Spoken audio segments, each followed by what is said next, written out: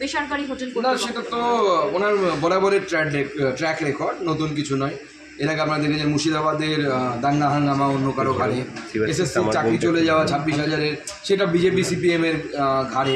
উনি সব কিছুই অন্যের ঘাড়ে দিয়ে সিদ্ধহস্ত। উনি সব কিছুর মাখনটা খাবেন।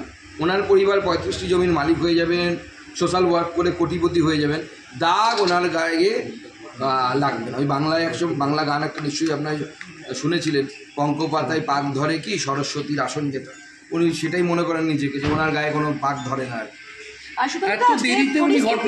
না না, সে তো ওনার তো সেন্সিটিভিটি নেই এই ইস্যু নিয়ে কোনো। এবং তার থেকে বড় কথা, এখনও পর্যন্ত সেখানে বিধায়ক, লোকাল বিধায়ক এবং লোকাল সাংসদ কিন্তু পৌঁছয়। মাননীয় মুখ্যমন্ত্রীর সাথেও লোকাল বিধায়ক, লোকাল সাংসদকে কিন্তু আমি অন্তত পক্ষে দেখতে পাইনি। আপনাদের ক্যামেরায় ধরা পড়েছে কিনা আমার জানা নেই।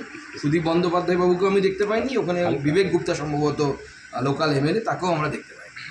কিন্তু এটা ঠিক বোঝা যাচ্ছে, জানা যাচ্ছে যে ওখানে তৃণমূলের কাছে নিয়মিত পয়সা যেত এই বারগুলো। ট্রেড লাইসেন্স ছিল না এই হোটেল কর্তৃপক্ষের কাছে, কলকাতা কর্পোরেশন জানতো না।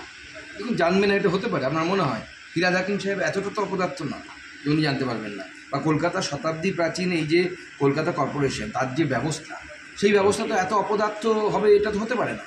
তাহলে কি হয়েছে? টেবিলের নিচে বোঝা পড়া হয়েছে, গোপন কথা হয়েছে। যে গোপন কথাটা মুখ্যমন্ত্রী সবার সামনে বলেন কি করে বলুন? আপনারাই তো ভুলভাল দাবি করছেন। পুলিশ এবং দমকলকে নিয়ে কথা বলছেন আপনারা, সেখানে দিলীপ ঘোষকে নিয়েও আপনাদের দলের কর্মীরা তারা বলছেন বোঝাপড়া করেছেন, গোপন কথা হয়েছে। এবং মেদিনীপুরে ধুমধুমার দেখা যাচ্ছে যে বিজেপির একটা অংশ তারা আপনাদের দলের পার্টি অফিস ভাঙছে, পার্টি অফিস ভাঙচুর, গো ব্যাক স্লোগান, এই বিষয়ে গতকালই আমি যা বলার বলে দিয়েছি, মিডিয়ার সামনে আর কিছু বলবো না।